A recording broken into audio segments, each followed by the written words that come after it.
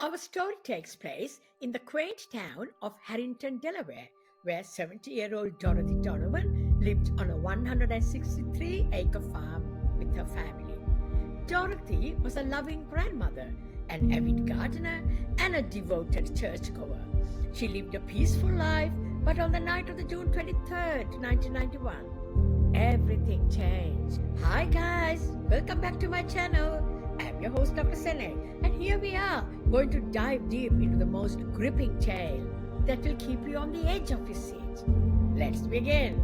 That night, Dorothy's son Charles Holden finished his shift at a factory and stopped by Hardy's Diner for a late night snack. But as he was leaving, a stranger approached his truck, asking for a ride. Charles, hesitant at first, eventually agreed to take the man part of the way. But this seemingly kind gesture would soon turn into a nightmare. 3 miles down the road, Charles stopped and told the man he could go no further. The stranger became furious, demanding money and the truck. A struggle ensued, and Charles barely escaped with his life, running to a nearby garage for help. The man, however, was not done. By some eerie coincidence, guys, he found his way to Charles's home, which was right next to Dorothy's farmhouse. Charles rushed to call the police, fearing for his mother's safety. When they arrived at Dorothy's farmhouse, they discovered a horrifying scene. Dorothy's life had been brutally ended, impaled with a sharp instrument over 24 times. The peaceful home was now a crime scene, and the police had a baffling mystery on their hands. The police were initially suspicious of Charles. His story seemed too far-fetched.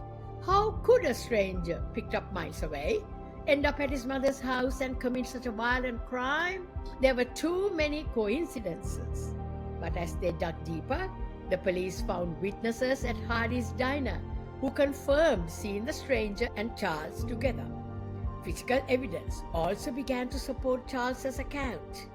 Charles told the police about the events of that fateful night in great detail. He described how the man had asked him for a ride, claiming that his sister had had a baby at Milford Memorial Hospital. Despite his reservations, Charles agreed to take him part of the way, and when he stopped and asked the man to get out, things took a turn for the worse. The man became aggressive, demanding to be taken further. When Charles refused, a violent confrontation ensued. Charles was punched in the face, and the man grabbed a screwdriver from the truck, threatening to end Charles's life. Charles managed to escape, running to a nearby business for help, but no one was there. The man pursued him, still brandishing the screwdriver, but Charles outsmarted him, running back to his truck and driving off.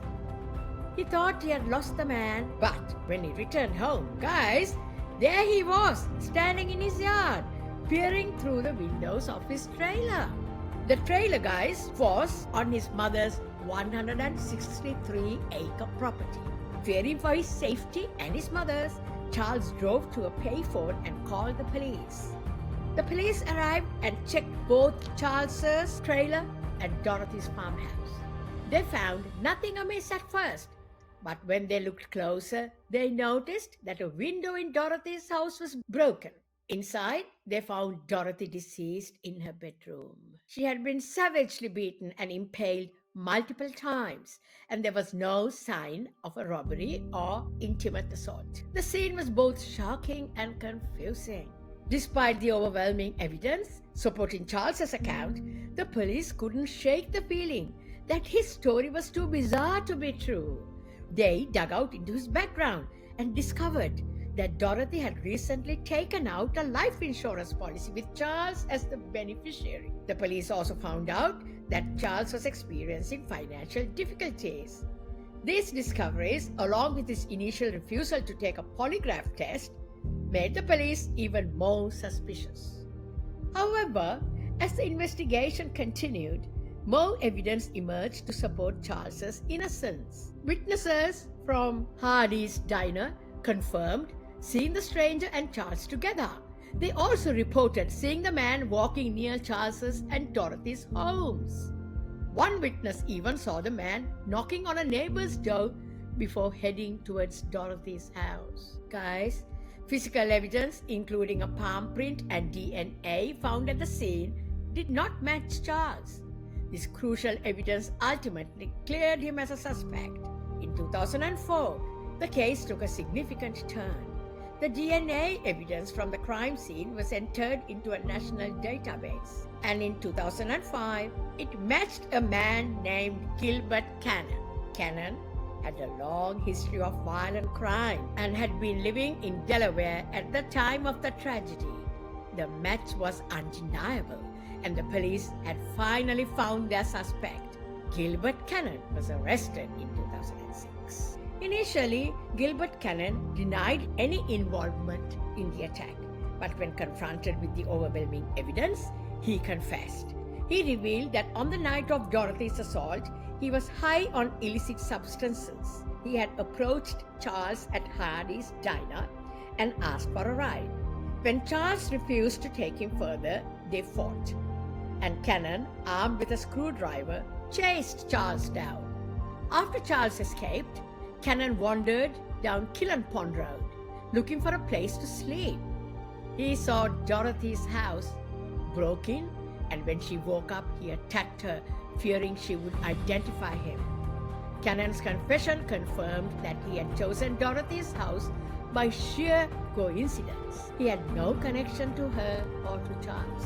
It was a random, tragic act of violence. In 2007, Cannon pleaded guilty and was sentenced to life in prison without the possibility of parole.